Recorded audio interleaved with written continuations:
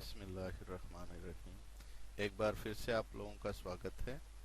आज का हमारा टॉपिक है कंट्रोल स्ट्रक्चर। इसका सब टॉपिक है if else if ladder statement. If else if ladder statement का प्रयोग हम मल्टीपल चॉइस में से किसी एक चॉइस को सिलेक्ट करने के लिए करते हैं। अर्थात हमारे पास अगर दो कंडीशन तक है तब तो हम इफ एल्सिफ का यूज करते हैं। अगर कंडीशन हमारे पास दो से ज़्यादा है तो हम इफ एल्सिफ लेडर स्टेटमेंट का प्रयोग करते हैं। चलो इसको एक डायग्राम के माध्यम से आपको समझाते हैं। ये देखिए, ये प्रोग्राम स्टार्ट होने के बाद जैसे एक्सप्रेशन वन यानी कंडीशन वन ट्रू है तो ये स्टेटमेंट वन एग्जीक्यूट होगा और इस रास्ते से ये बाहर आ जाएगा। अगर मान लो कंडीशन एक्सप्रेशन वन फॉल्स होती है then it will check condition two. अगर ये कंडीशन ट्रू होती है तो स्टेटमेंट टू एग्जीक्यूट करेगा और इस रास्ते से बाहर आ जाएगा। अगर ये भी फॉल्स हो जाती है तो condition three, condition four, condition five एसो ऑन ये तब तक चेक करता रहेगा जब तक कि सारी कंडीशन खत्म नहीं होगी। जहां भी हमारी कंडीशन ट्रू होती है ये वहीं पर टर्मिनेट हो जाएगा। अगर कोई भी कंडीशन ट्रू नहीं होती तो सबसे लास्ट की ये कंडीशन फॉल्स होने के बाद ये स्टेटमेंट एक्स, इसको हम डिफॉल्ट स्टेटमेंट भी कहते हैं, ये एग्जीक्यूट होगा और इस रास्ते से बाहर आ जाएगा। ठीक है, तो इस प्रकार से हम मल्टीपल चॉइस में से किसी एक चॉइस को सिलेक्ट करेंगे, है ना। चलिए इसका सिंटैक्स देखते हैं। तो पहले इफ, फिर कंडीशन, इसके साथ स्टेटमेंट जो भी हमने एग्जीक्यूट करवाने, फिर एल्स इफ दूसरी कंडीशन, इसके साथ जो स्टेटमेंट है।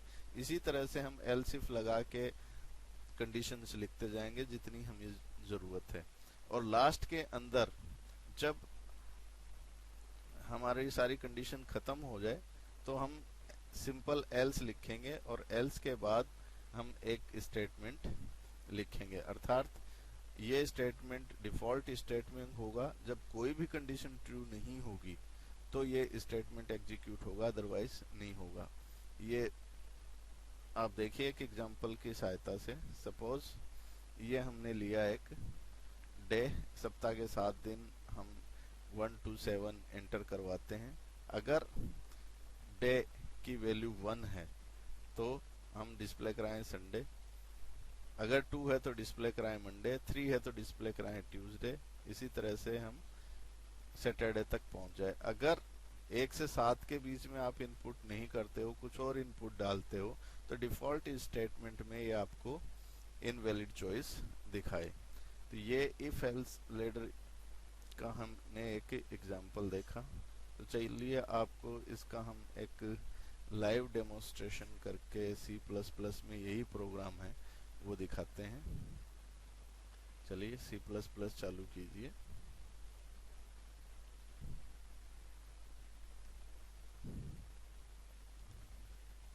इसमें आपका डेमो आ जाएगा इफ एल्स इफ लेडर। अब इसके अंदर include IOStream .h include conio .h, फिर आपका ये वाइट मैन। ठीक है, फिर यहाँ पर हम लेते हैं इंटीजर डे। ठीक है, integer day, clear screen.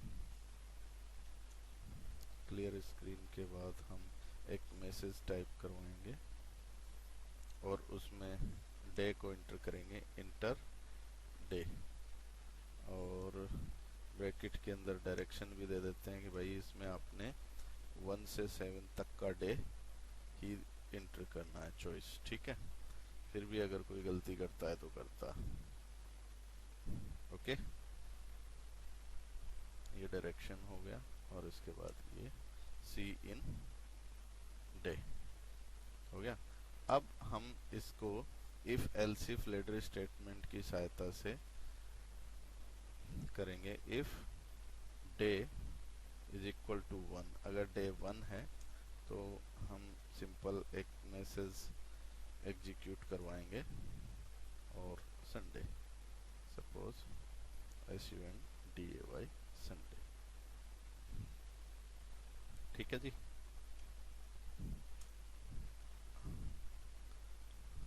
Else if day is equal to 2, अगर हमारा दूसरा दिन है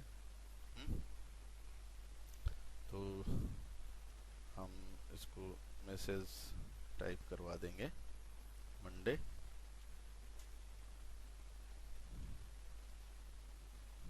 ठीक है जी। लाइकवाइज अगर डे हमारा तीसरा है तो हम इसको एग्जीक्यूट करवा देंगे अगला स्टेटमेंट, दैट इज ट्यूसडे, है ना। इसी तरह से हम बाकी के दिन भी इसके अंदर लिख देंगे। और अगर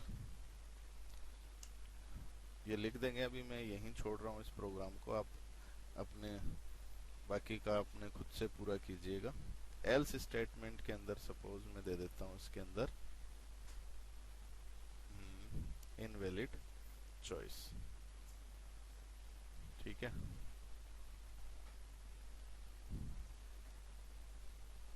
ये आपका इनवैलिड चॉइस डिस्प्ले कराएगा। ठीक है,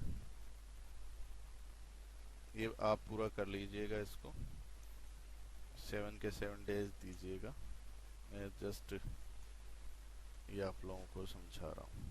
अब इसमें देखिए कंपाइल, कोई एरर नहीं। अब इसको रन कर लीजिए। ये लो, ये कह रहा है 1 to 7 दीजिए। सपोज हमने इसको 1 दिया तो इसने डिस्प्ले कर दिया संडे। ठीक है, इसी तरह से हमने इसमें 3 दिया तो इसने डिस्प्ले कर दिया ये। इसी तरह से सपोज अपन इसके अंदर 8 देते हैं तो ये कह रहा है इनवैलिड चॉइस, यानी जो कंडीशन हमने स्पेसिफाई नहीं की तो बाय डिफॉल्ट ये इनवैलिड चॉइस दिखाएगा। तो इस तरह से आपने एक सिंपल प्रोग्राम C++ के अंदर करके देखा है। उम्मीद करता हूँ कि ये लाइव डेमो आपको पसंद आया होगा। Thank you very much.